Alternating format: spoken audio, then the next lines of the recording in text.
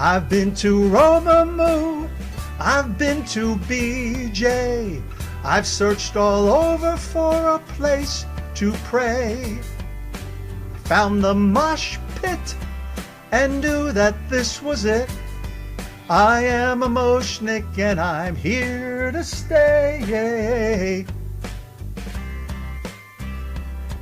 And I'm turning gray, actually a little white.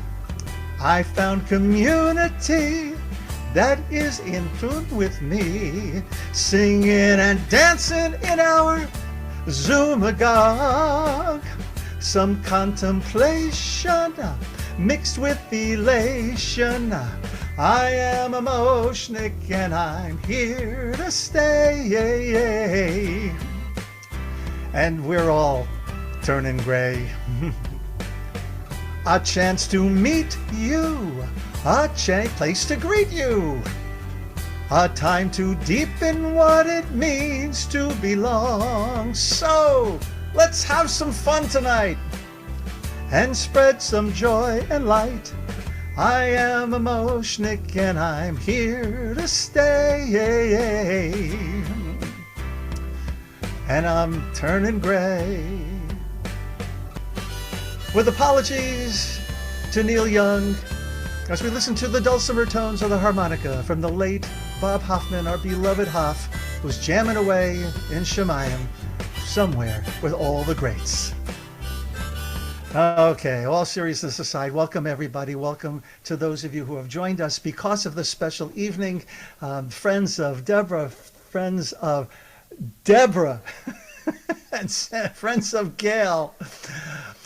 I am not going to waste any more time. Is that Lev peeking out? Hey, Lev! Good to see you, my friend. Next, any more time with introductions, except for to introduce and hand the rest of the evening over to my friend, storyteller, Magida, Debra Gordon Zaslow. Please welcome Debra. Oh, and before, Debra, you take over, two things to show our appreciation. If there are any stories, the Mosh Minhag is to, there we go, you see all the Moshniks, so if that's our way of saying Amen also.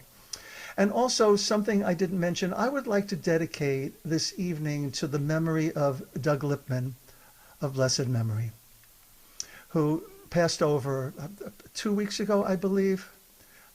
It looks like that's a shock. Yeah, December 26th. Thank you, Renee. So let's dedicate this evening to Doug's memory. Doug, who has left behind so many storytellers and so much good work behind him. Debra, sorry to turn things over to you with that. But please welcome again, Debra Zaslow. Okay, thank you. Thank you so much for having me. Doug was a really dear friend of mine, and I'm just a little gobsmacked here. I knew that he had dementia, and I had communicated with him in the early stages of his cognitive decline, but then it became more difficult, and I wasn't aware that he had passed. So he was a great teacher of mine and a friend. So thank you for bringing that up, and I'll have to. Well, starting full of emotion is always a good place to start. I first want to thank Mark and Renee for having me. We go way back, as I was saying before, to Debra and Gail in the storytelling world, which is kind of a diminishing world. And that's part of why I'm so excited to be here in a synagogue, Zoomagog, that really is aware of storytelling. I also want to say a special hello to Joyce and Lev, my friends from Boston who I see are here. So that's exciting. I want to start by telling you how this project came to be. And when I'm talking about the project, I'm talking about our book, The Rooster, Princess, and Other Tales. And I think I'm going to share a little screenshot of that, if that's okay, Mark. Can I do that? You sure can. Okay, I'm going to hit share here. Let's see if I can do this. Just share the cover of that so you know what I'm talking about. How's that? Can you see that? Yes? Can you see the cover? Yes. Okay, good. So it's The Rooster, Princess, and Other Tales, Jewish Stories Repopulated with Spunky Heroines, Wise Women, Brave Crones, and Powerful Prophetesses. And the Jewish Women Storytelling Collective is the 11 women who contributed to it. And we are joined tonight by Gail Pasternak and Deborah Rosenberg, who are the co-editors of this book. And I'm going to tell you a little of the journey of the book. The artwork, by the way, is by Cassandra Sagan, and some of you may know her as a regular Ohala and Kala and Olafnik.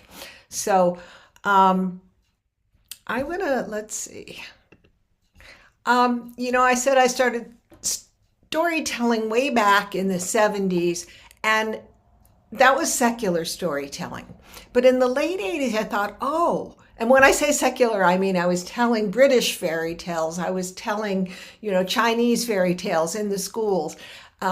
We have a very culturally deprived area, so I was bringing all these other cultures. But somehow in the late 80s, it occurred to me, I should be telling the stories of my people, Jewish stories. So part of my specialty in storytelling in those days was stories with strong female protagonists. And I fully expected to find some prime examples of those strong women in Jewish stories because Jewish women are famously strong. But what happened was there weren't any. None.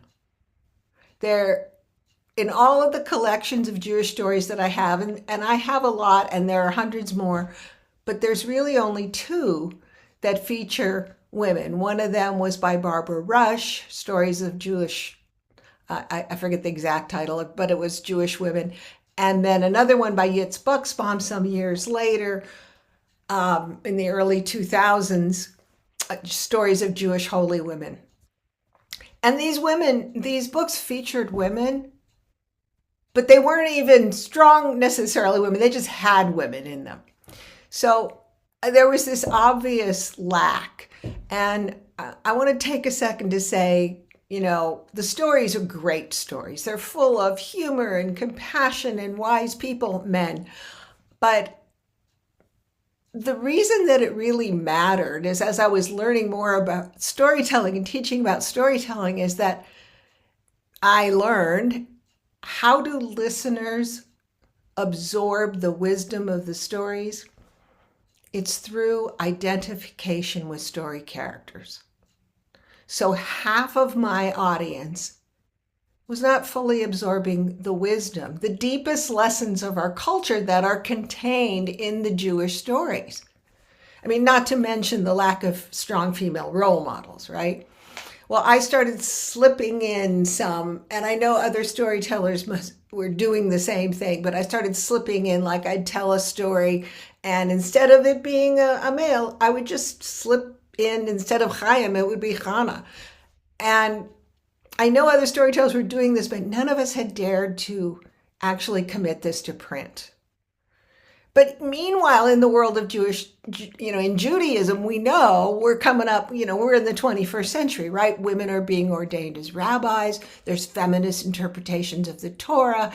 Prayer language has been changed, and it's egalitarian, in at least in Jewish renewal and in many other realms of Judaism.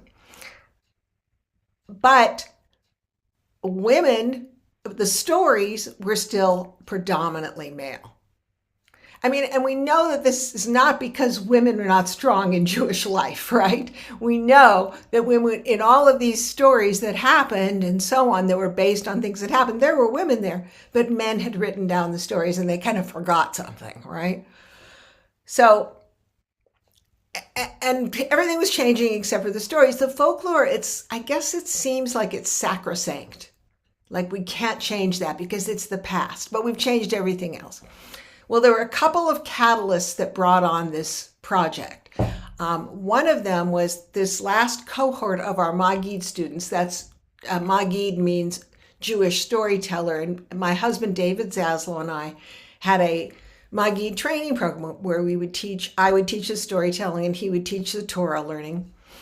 And after our last cohort had finished with the Baal Shem Tov stories, we all got together and had a meeting, and the women One of the women said, "These stories are all male, and some of them are downright sexist." I went, "You're right." And right around the same time in the pandemic, I was working with my then 12-year-old granddaughter online in order to stave off boredom in the pandemic. So we were working on storytelling. So she was learning to tell a Jewish story, and I had her do a storyboard, which is a stick figure drawing of the sequence of events in the story. And I had her visualize the characters first. And one of the characters in her story was Elijah the prophet. And I had her visualize, and I said, "Okay, now describe to me how you see Elijah the prophet." And she said, "I see a woman." And I went, "Oh." And something clicked in me. I wanted my granddaughter to have female role models. I wanted that to be okay, to see a prophet as a prophetess. I wanted her to be able to see women in those roles, and there weren't any. So when after this cohort was over, I gathered the women together and I said, how about if we collectively do a compilation of stories where we substitute males for the females? And everyone said a resounding, "Oh yes, let's do it." So the book is not just stories that have been repopulated with women, but there's also personal stories. There's several original stories, and then there's some Torah women narratives. And so it's kind of an eclectic collection, but in all of them, the women take center stage. Some of them are traditional stories that have just been rewritten from a woman's point of view. And we were kind of, I was afraid. I had to ask permission from the old guard to change some of their stories. I had to write to Howard Schwartz and Panina Schramm and Barbara Rush, et cetera, et cetera. I don't know if you're familiar, some of you are, with the major purveyors of Jewish storytellers in our generation or the past generation. And I was really afraid that they would say, "How could you do that?" But they all said, "Wow. Yes." I sent them some samples of how we were changing them, some samples that Debra and Gail had done, and they were like, "Yes, do it." So that was really the hecture. It was like we knew that the time had come. And I also want to say that all through the process, I was afraid perhaps that God would rain down wrath on us, but so far she has not. So, what we're going to do tonight is tell some stories from the book. And what we're going to do is Gail is going to tell a story. I'm going to tell a story. Deborah's going to tell a story. And then we're going to leave some time. And hopefully you'll have lots of questions that we can answer. So without further ado, I would like to introduce Gail Pasternak, who has been the major co-editor. I could not have done this book without Gail and her incredible organizational and internet and outreach skills. I could go on, but you want to hear a story. And the story that Gail is going to tell tonight is a Chelm story that she has retold from a woman's point of view. So without further ado, Gail Pasternak.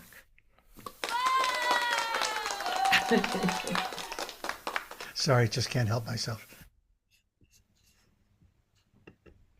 Deep in the heart of Eastern Europe, there was once a village called Chelm. And many considered it a village of fools. But the Chelmites, they knew that they had a unique form of wisdom. They were curious people who liked to ask scholarly questions, especially Hannah, the milkmaid. Hannah asked many questions. She couldn't help herself. Every day she saw wondrous things that she just needed to understand. One day, she got up early in the morning to milk her cows, as she always did, and as she walked to the barn, her feet got wet from the dew on the grass. But later that day, when she delivered milk and cheese, the grass was dry. "Where does the dew come from?" she asked Freda, the woman who worked at the butcher shop. "And where does it go?" "It comes from the tears of the moon," Freda said. "On nights when it gets too cold for the moon to warm itself, it gets sad and it cries.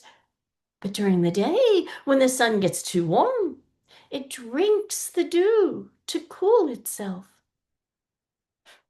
Of course, Hannah thought, Freda was truly the wisest woman in the village. And so Hannah went home, appreciating the warmth of the sun on her skin. But the cool of the night was lovely too, she thought, and all night she thought about the sun and the moon, unable to decide which she liked best. The next day she asked Freda, "What is more important, the sun or the moon?" "The moon, of course," Freda said. "It shines at night when it is needed. The sun, poof, it shines only during the day, when it's already light." After that revelation, Hannah gazed up at the sky every night. And the more she did, the more baffled she became. How strange, she thought. The moon always changed, getting big and full one night, and then disappearing altogether several weeks later. And oh, those nights when it disappeared, so dark. Hannah couldn't see her own hands, and she often would trip over her neighbor's goat when she went for a walk in the evening. Several weeks later, Hannah visited her cousin in another town, and when she took her evening stroll, she saw the most astonishing thing. On every street corner, there were poles with glowing globes of light on top of them.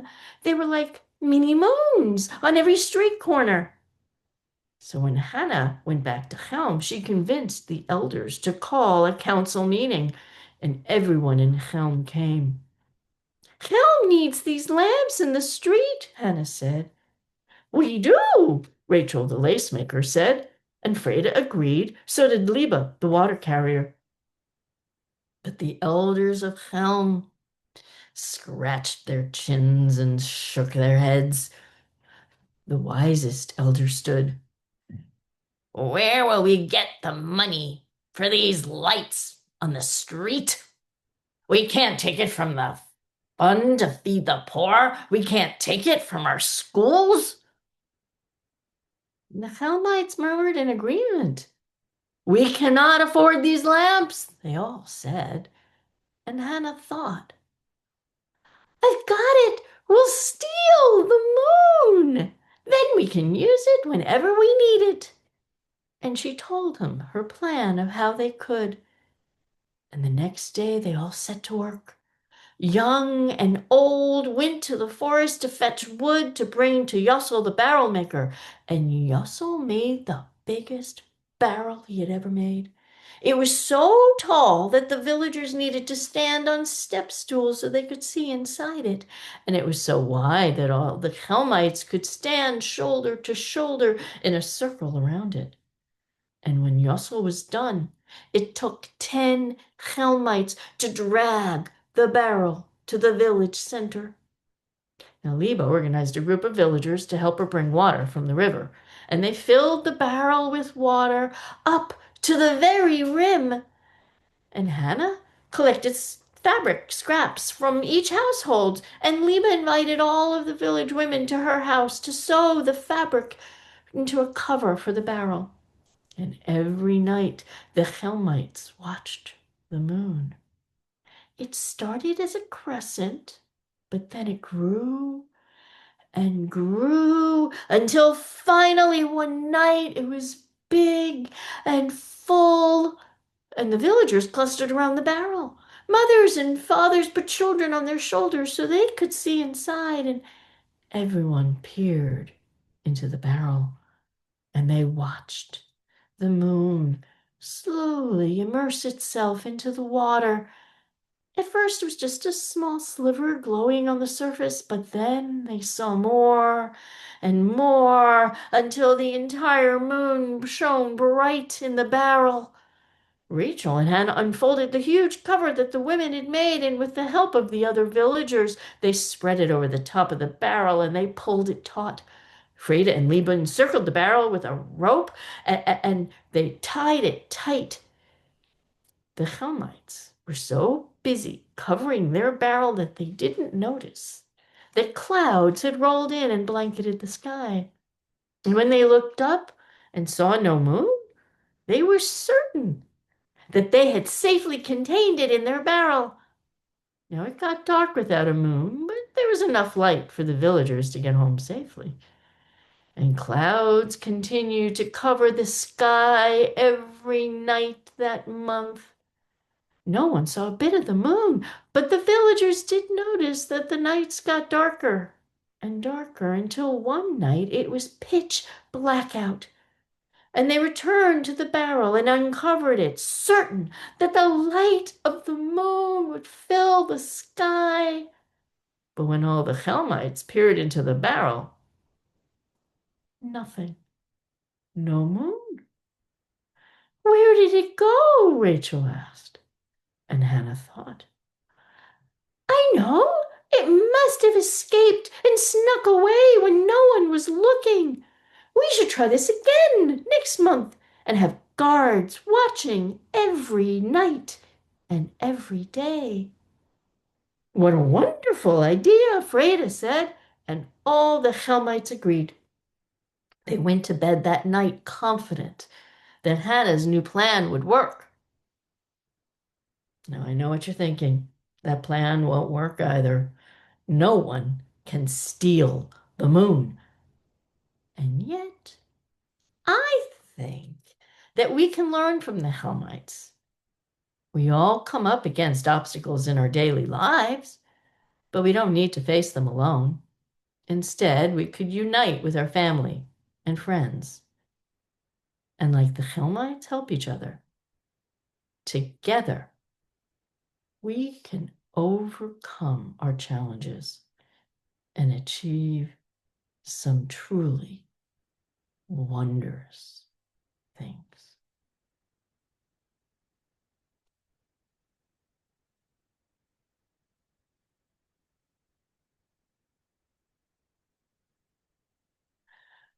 Well, that's it for my story. And now we're going to hear from Debra Zaslow.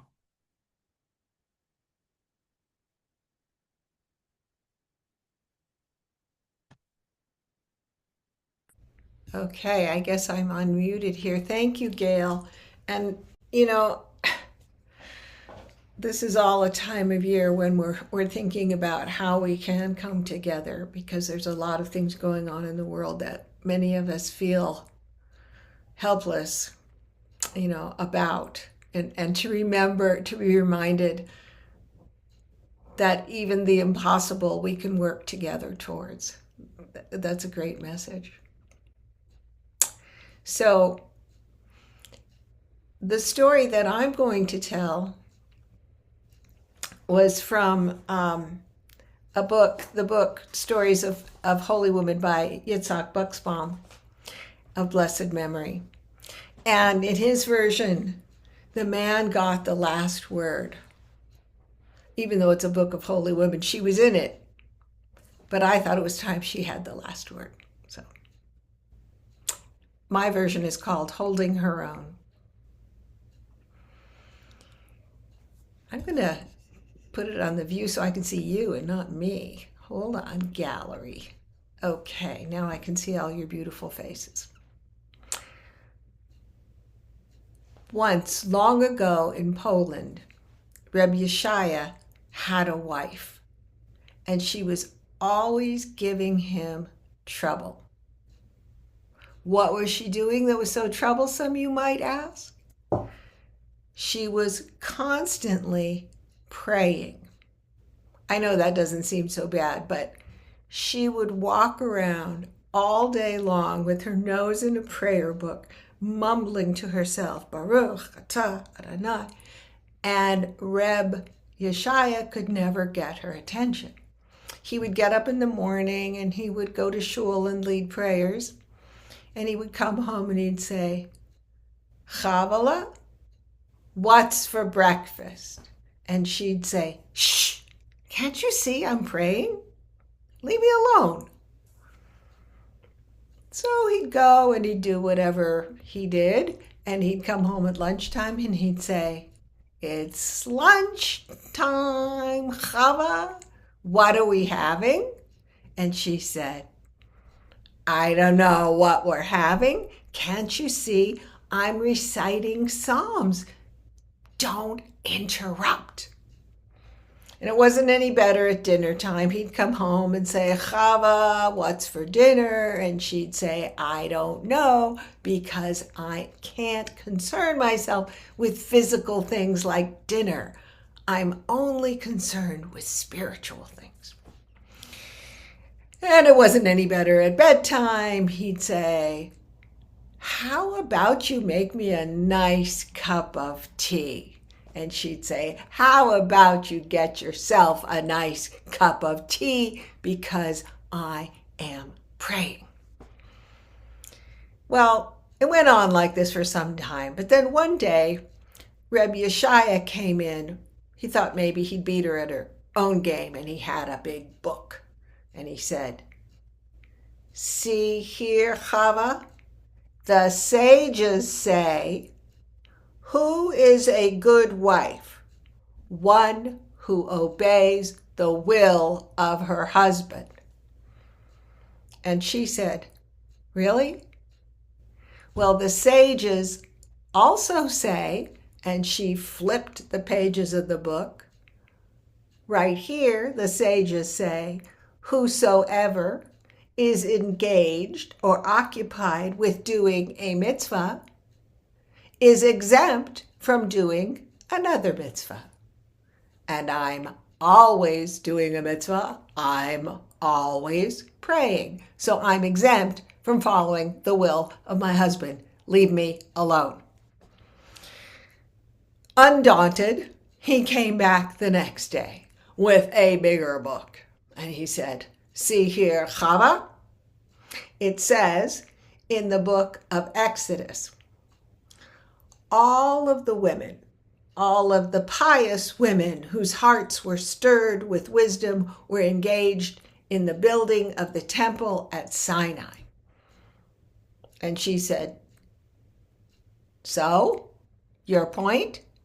And he said, well, and he flipped that book some more.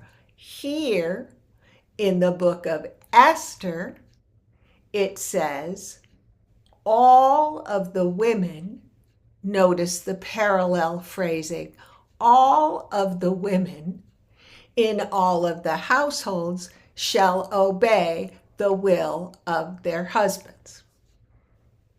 And she said, so? And he said, so, by the use of the parallel phrasing, it means that all of the women, even the women who were involved with the building of the temple at Sinai, are not exempt from following and obeying the will of their husbands at all times. And she said, really? Seriously? You think I don't know the scriptures? That's the part in the book of Esther where the friends of King Ahasuerus convince him to kill his first wife, Vashti, because she won't dance naked before his friends at his party. Is that what you want? Do you want to kill me? And he said, no, I don't want to kill you. And she said, well, then what do you want? And he said, I want to eat. I'm hungry. And she said, oh, well, I'm hungry too. And he said, would you show me how to make an egg? And she agreed. And the two of them went into the kitchen, and while she showed him how to make eggs, they talked about some points of Torah, and then they had a very lovely meal together. And from then on, they cooked and ate all of their meals together, and they talked about Torah and Talmud, and they argued back and forth every day. And I'm told that neither one of them ever went hungry again.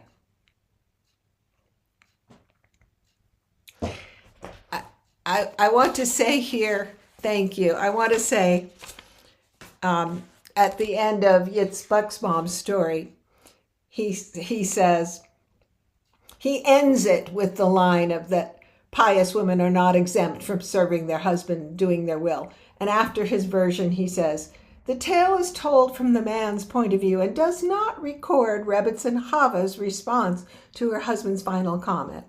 It seems unlikely that she agreed with him. If she had, her submission would have been noted. Perhaps her retort was censored, or she let him have the last word. Well, I decided it was time to let her have the last word. Thank you. And our next story and last story is from Debra Rosenberg, another author and co-editor of our book. And the story that Debra is going to tell is an original story.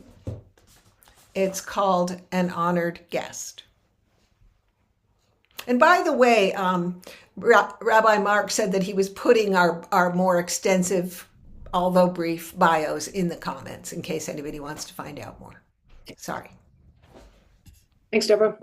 Good evening, folks. Thank you, Reverend Mark. Thank you, Renee, for having us. Thank you all for staying with us. I know it's getting late, and some of you might be getting tired. Well, hopefully we'll keep your interest a little longer. Cousin Toby had moved out, and the guest room was empty. I left it empty for a year. It had suffered with Cousin Toby, but my brother was coming to visit, and I needed to repopulate the guest room. I looked online. It was during the pandemic. There were, IKEA had no bed frames. Nobody had bed frames. It became my life's work. Finally, my sweetie said, let's just build a bed. I thought, oh, we could build a bed. So we did. And gradually, I bought sheets. We bought blankets. I put up pictures. In a fairly short time, the guest room was beautiful, welcoming, cool shades of blues and greens. One night I couldn't sleep, and I started thinking about how lucky I am, how blessed I am to be in this country, in this generation, with the rights and the freedoms and the privileges that I have. And I started thinking about my great-great-grandmother in the old country. And all of our great-great-grandmothers are for some old country. In my family, we refer to Brooklyn as the old country. So I started thinking about my great-great-grandmother. I'd seen her once in a vision, a small woman wrapped in filthy wool, shawls and a skirt, cracked, dirty boots. She was standing in front of an empty, cold hearth. She was holding a massive cooking pot, which only contained 5 shriveled beets. 5 shriveled beets was not enough to feed her family and her very angry husband. And I thought, I have a beautiful guest room. I should bring her here. Perhaps give her a good night's sleep. Maybe change things up a little. So I stood in the beautiful guest room and I summoned her. There she was standing in front of me, about my height, same blue eyes, wrapped in a babushka and 3 shawls and a filthy wool skirt. I could see some torn petticoats coming out the bottom. Her boots were horrifying. She looked at me with some surprise, but she didn't ask where she was or how she'd gotten here. Perhaps she thought it was a dream. I pulled back the covers of the newly created bed, and she looked at me, and I helped her unwind the scarves and unpin the skirt and pull off the terrible boots, and she slipped in to the cool, cool sheets, and I pulled the soft, soft comforter over her shoulder. I daringly kissed her on her head. We were family. Then I got to work. Released from space and time, I was able to clean all of her garments magically. I could mend them. In no time, I magically had fabric that matched. The boots were not salvageable. I summoned new oiled leather boots that actually fit her feet. I gave her thick wool socks. I gathered all these clothes in a great heap, and I let her sleep. She slept soundly. I watched just to make sure she was okay. I didn't want her to wake up and be scared. In the morning, I gave her a big mug of cocoa and a slab of cheese and bread, which she devoured quite hungrily. Then I brought her to the bathroom and showed her the shower. She thought that was pretty amazing. She laughed with delight and without hesitation stepped in. I handed her shampoo and soap. I went back to the room to make sure her clothes were all ready, and I could hear her singing a lullaby my own grandmother sang to me. You might know it. Schlaf mein Fegele, schlaf mein Fegele, I loo loo loo loo. I remembered one last thing. I summoned the cooking pot, the one with the shriveled beets. It too had suffered all those years. I asked it a favor. I said, I'm going to fill you as full as I can with beets and carrots and cabbages, a little salt, a little pepper, all the things that grow naturally in the old country. And I asked the pot if it could renew its bounty every time it was emptied. The pot agreed eagerly. It knew it had to contribute somehow to the family. My great-great was done with the shower. I handed her a towel. She stroked the fabric in wonder. We got her dry. I brushed out her hair, which was now clean, and we rebraided it. I wrapped her and helped her get on the layers and layers, the socks and the petticoats and the shawls and the blouse and the skirt and the babushka and the layers and layers and layers. But now, rather than caked with dirt and itchy, they were smooth and they were soft. She smoothed down her skirts with great pleasure, and I realized it was time to send her and her cooking pot back. We looked at each other for a long moment. Neither of us spoke. I looked in her eyes. She looked at mine. She smiled. I touched her hair. I blew her a kiss, and she and the pot were gone. The guest room was as it had been. I wondered whose dream it had been in the first place. But over the next weeks that followed, when I couldn't sleep, I'd think of her. I'd think of her in her home, transformed. With food and nourishment, she was able to have the stamina to look after her family. Her children grew for the first time in years. Together, they scrubbed the house. They whitewashed the interior. They replaced the cracked panes in the windows. They built some furniture, a few more beds, a big trestle table where they could all sit together for dinner. The youngest child brought home flowers from the field. Now, rather than sullen, angry, hungry family members, the boys, the girls, the father, they sang, they laughed, they told stories together around that big table. The children started to flourish in school. With the abundance of the cooking pot, there was more than they needed, so they started to trade with their neighbors. A series of mean hovels became a community. Finally, they could share abundance together. They learned to trust one another. And over the years, the family flourished, and they started to hope, and they started to dream, and eventually they planned a new life here with us in this country. I think about this fairly often. Did my great-great-grandmother really spend a night in my lovely guest room? It sure seemed like she did. I did touch her. She was corporeal. She was in front of me. I do know for a fact that we can change the past if we choose to do so, which in turn can alter the shape of the future permanently. I'm really glad that I summoned my great-great that night. It gave me a different sense of what is possible for me, for my family, for our communities, and even right now, our country. Thanks for listening.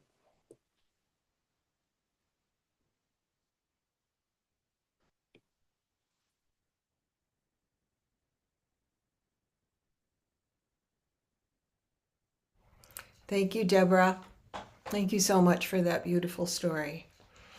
Um, Mark, if you can put me back on. Are you there, Mark? Okay, great. I really thank you for this beautifully and a very unusual story that I love, and I'm sure we're all moved by it. It brings me to remember, as Deborah said, we can heal the past as well. And part of what we're doing in this collection of stories is not just inspiring future generations and current listeners, but we're also dealing with things that have been fossilized in the past, the folklore of our people, stories of our people, and we are changing that, and in that way perhaps contributing to some ancestral healing as well.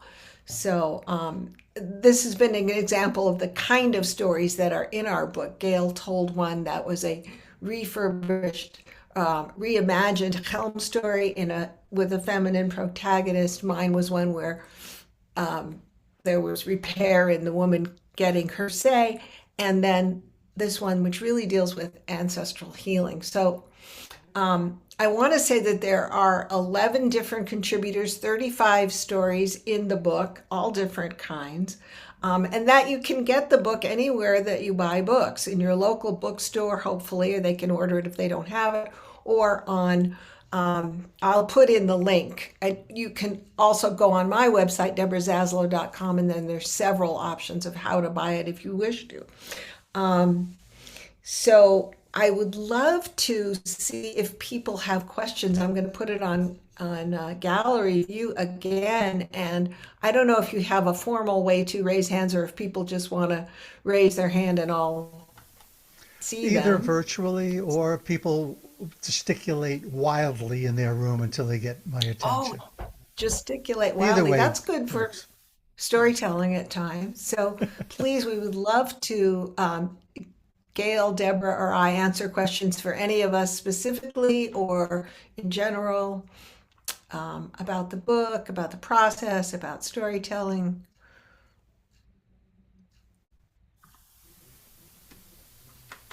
Well, or perhaps I'm going to responses jump that, in. I'm going to jump yeah. in to get us started. I would love to hear from either Gail or Deborah about what interested you in the Magida, in the program to begin with. A little bit about your journey from that original impulse to, of course, working with Deborah and Reb David, and then through the book. What was the arc of that? If you can share that with us.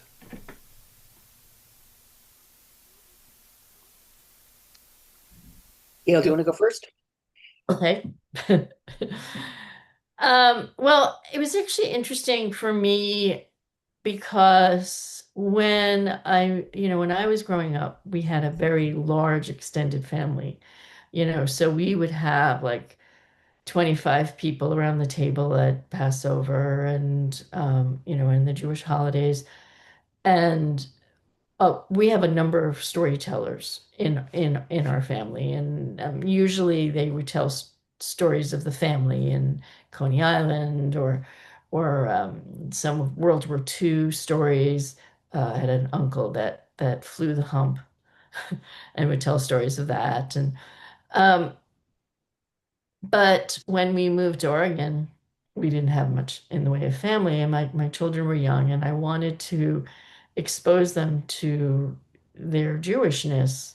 So we started to have Sabbath dinner, and I would read to them um, Jewish folktales as part of our Sabbath dinner.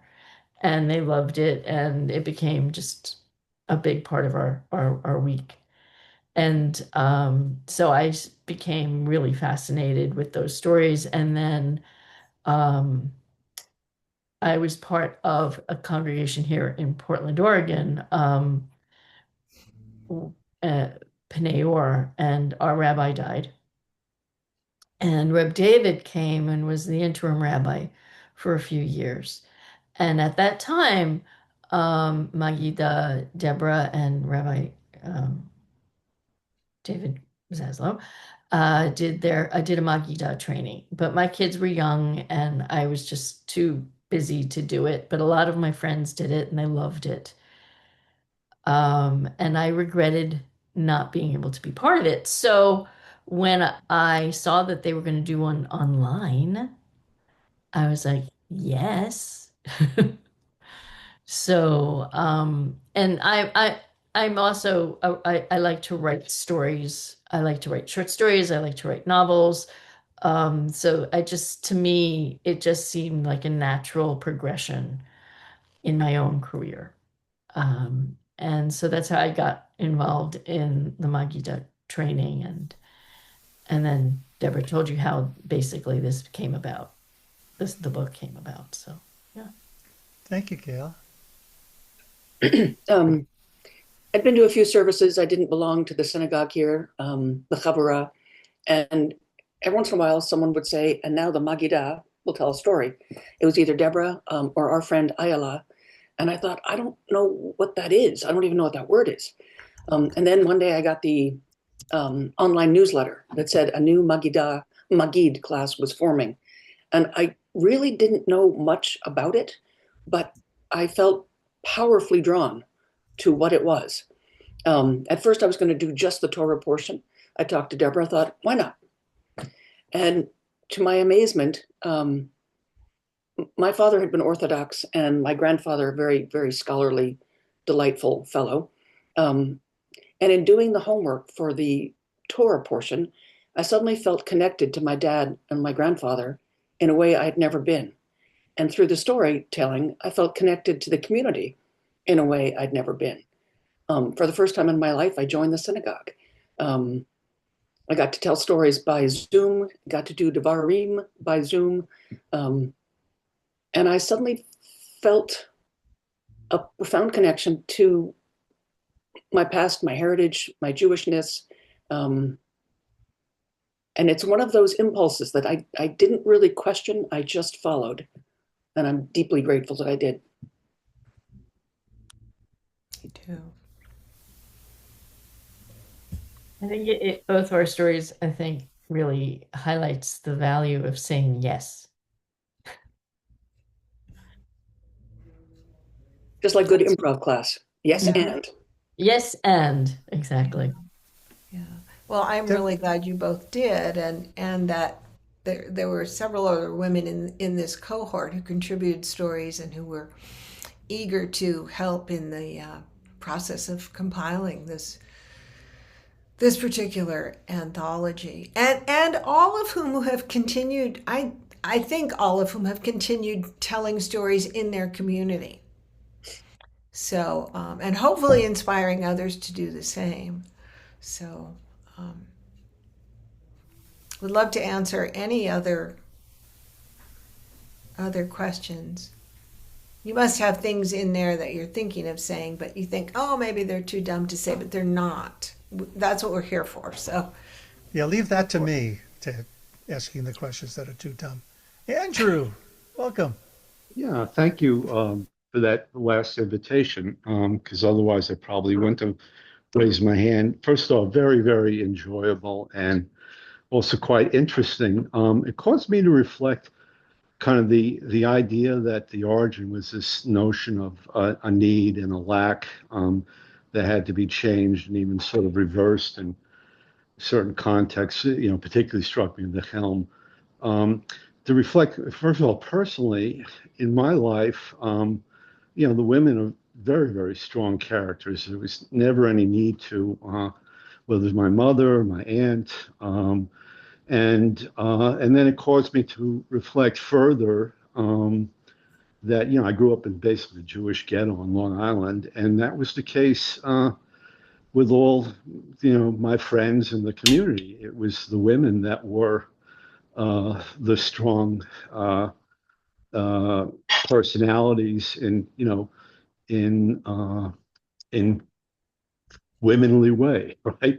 And then it caused me to reflect on my own experience in, literature or entertainment. I thought of Wizard of Oz, and of course, it's, the main character, Dorothy, and then the witches, good and bad, and the men are, of course, lacking and needing something.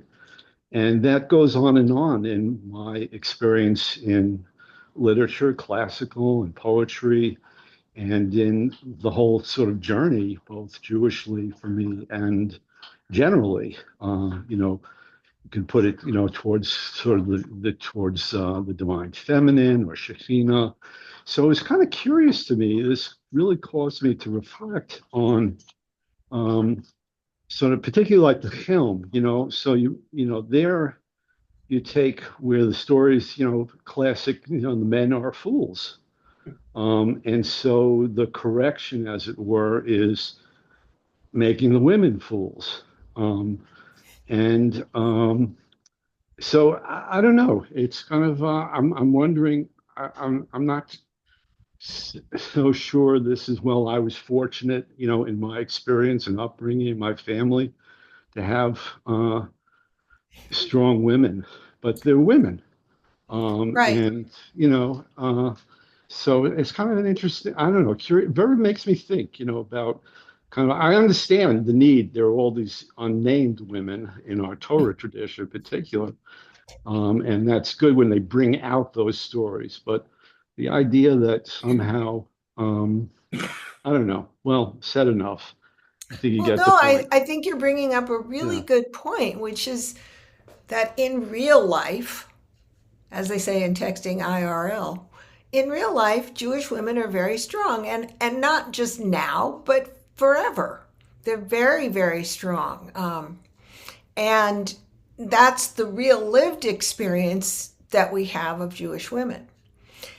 And we've, even though they were absent from liturgy for a long time, we've updated all of that, especially in Jewish renewal. So we have egalitarian prayer language. We have, you mentioned, the Shekhinah is really emphasized. The feminine, the divine feminine is emphasized in Jewish renewal.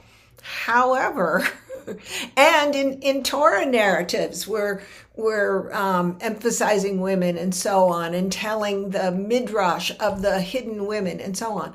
But it has not been done in folklore. So if you take the most famous, let's say, Jewish stories, folklore, Baal Shem Tov stories, if you read them, you'll find almost no women. There's a wife here or a sister here, but there's no active women. And that's what we're trying to refurbish and revitalize with the women energy that really is present. And the reason is simply because men wrote down the folk tales and, well, they weren't necessarily thinking of emphasizing women. But when you say with the Helm story, well, the men were fools and now the women were fools too, the whole village, everybody's fools in the village of Helm. It's just that now the women are active participants in what's happening. Do you want to say something about that, Gail? I do. It's one of the things in my rewriting of the Helm stories in particular is to show that there is wisdom in the foolishness.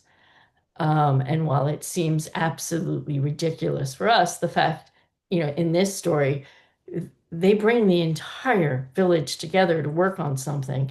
And it might, it totally seems ridiculous and impossible to us, but how, like, I just think how wondrous that they can bring the whole village together to work on something together, and a sense of community. And so that was kind of my aim with that story. And I also like to get us thinking about, we like to make fun of the foolish, but maybe they're not so foolish. Maybe there's something we can learn, you know. So I like to play with that. But I think the detriment to leaving the stories out is, well, our experience is that there have been lots of strong women. When you read the stories, when you read the history, and you're not seeing them there, then you don't, and if you didn't live this, then you think that they weren't strong, and their stories get lost. Does that make sense, Andrew? It was Yeah, Andrew. I understand that there are other people who want to speak, but just kind of quick reaction is that to me, it's this notion that it's not so much men and women. Men and women all need to journey and to fix and to improve. And we each have the feminine and the masculine principles. And so that's where I take it from, that it's really kind of the eternal feminine, that it's the feminine principle that it's that zieht uns an, it's Faust, that draws us on, and it's the masculine, principle within men, within men and women, that needs to be fixed and to improve, and that typically is because of the presence of the feminine, which whatever draws us on towards perfection. So for me, I understand, but for me, it's a matter of beyond sort of biology of a man or woman, however identified, self or other, but a notion of feminine and masculine principles. Thank you, Andrew. I am going to help you come to a khatima here in order to give a few other people an opportunity, as you've been wanting to do as well, to share their questions and comments. Shosh and Moshe. So I'm not familiar and not ever learned the construct, the practice of Magid, or in fact fiction. I mean, I've certainly remember reading fiction in college, and you learn from it, you can apply it. And so I guess my question is, in these stories, what is the role of validation, of truth, of believability? And I'm not sure, a lot of midrash, that I've heard has that much authority, but kind of what makes a good story, and do those qualities of believability, of truth, um, of real reference to something that happened and you're interpreting different, how does that all fit to then say that's a great story? Well, I could try to answer that. What makes a good story? What qualities of you're saying believability or not? And I think the Jewish folklore, which we're focusing on here, has a lot of really good stories, even before we got to them. And what makes them good stories is strong characters, Jewish values incorporated into the story, into the lessons in the story, and that the characters are believable characters, but they might not be in believable situations, although the truth can be derived from not necessarily the actual the occurrences in the story, but the morals that are running underneath, or the lessons that infuse the stories. I don't know if that answers your question. And that, of course, doesn't matter. Yeah, go ahead, Deborah Rosenberg. Hey, thank you, Deborah Zaslow.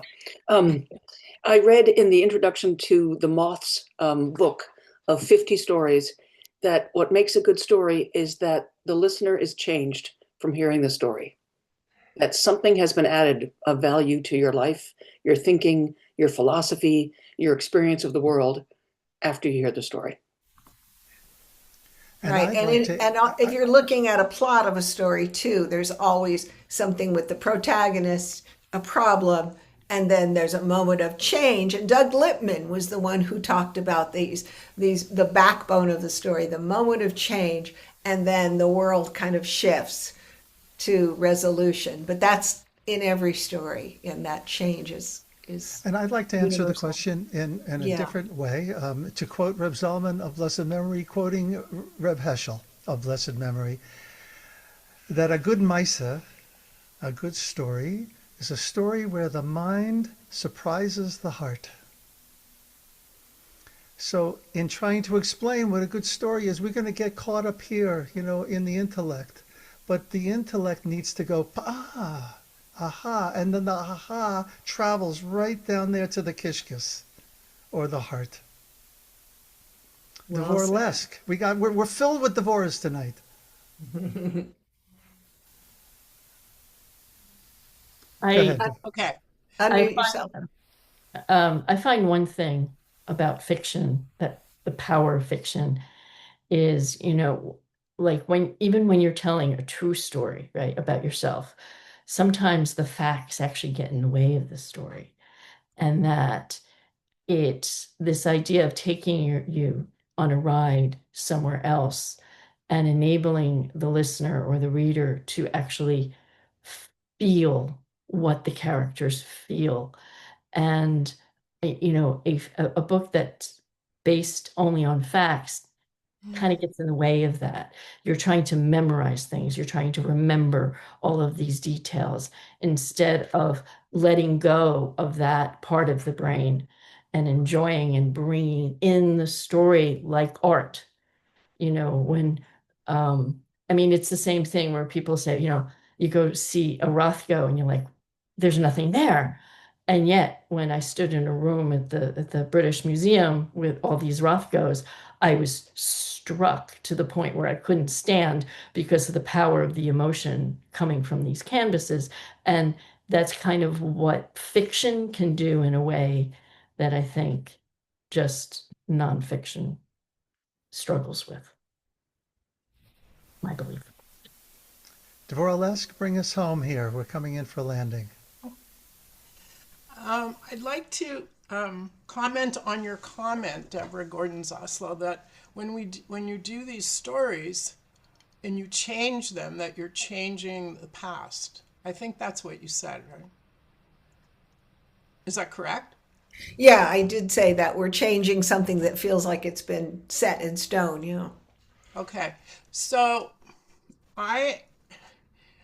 for me, you are in the flow of everything that keeps happening in my life since Rosh Hashanah, because right at Rosh Hashanah, I found a statement from the Lubavitcher Rebbe, which I read at Erev Rosh Hashanah, that basically said that Rosh Hashanah is not only it's the beginning not only of this year but of all previous years, because on that day you're empowered to reach back into time and adjust the meaning of all that is past.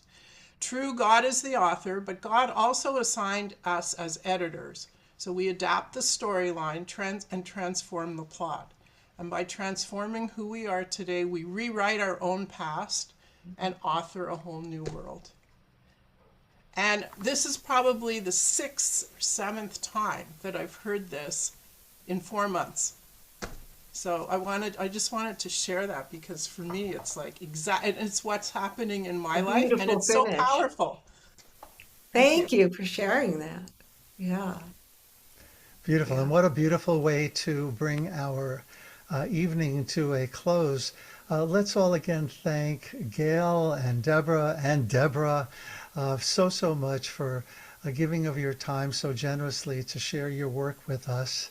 I want to take this opportunity to share with you all what's coming up, which is next week. We're going to have Rena Branson. Now, Rena is one of our leaders here at Moshe, who substitutes for me when I'm not leading, her and Rabbi Deb Kolodny. So Rena's going to be sharing her music. She just came out with her 3rd recording, and I'm going to be talking to Rena about her life, about how Rena Branson became Rena Branson. And then the 2 weeks after that, Reb Chava Bailey is going to be teaching how to write Midrash. And then in February, Rabbi Daniel Siegel, the very first Musmach, the first ordinary of Reb Zalman, is going to be teaching the mystical side of prayer and Purim. And then, speaking of mysticism, Reb Avram Addison is going to be teaching on dreams on March 11th and March 18th. And so for those of you Moshniks who are here, keep those things in mind. And for those of you joining us for the first time, you are so welcome to join us again anytime. We meet every Shabbos morning, every Wednesday night for the most part. Pay attention to emails that go out. Now, we never just say goodbye here at Mosh, and tonight should not be any different than that. So we'll end with a song, a lullaby. Now, I know it's not near bedtime in Ashland, but it's near my bedtime here on the East Coast. Some of you might be familiar with the song. It's a lovely goodnight song. So let's sing it to each other from Chris Williamson. Like a ship in the harbor, like a mother and child, like a light in the darkness, I'll hold you a while. We'll rock on the water, I'll cradle you deep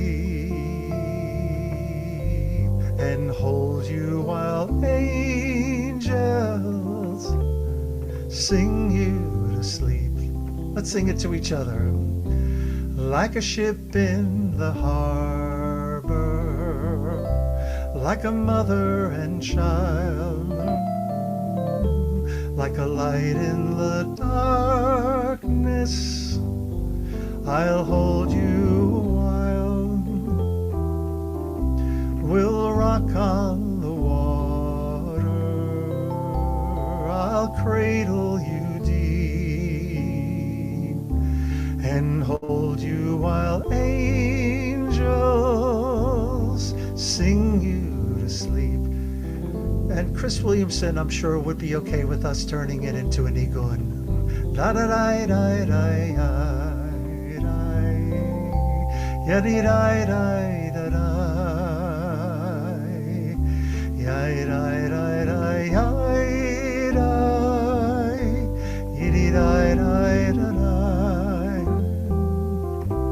da ya da da da la da ya da da da da ya da da da ya da di da da da and hold you while angels sing you to sleep.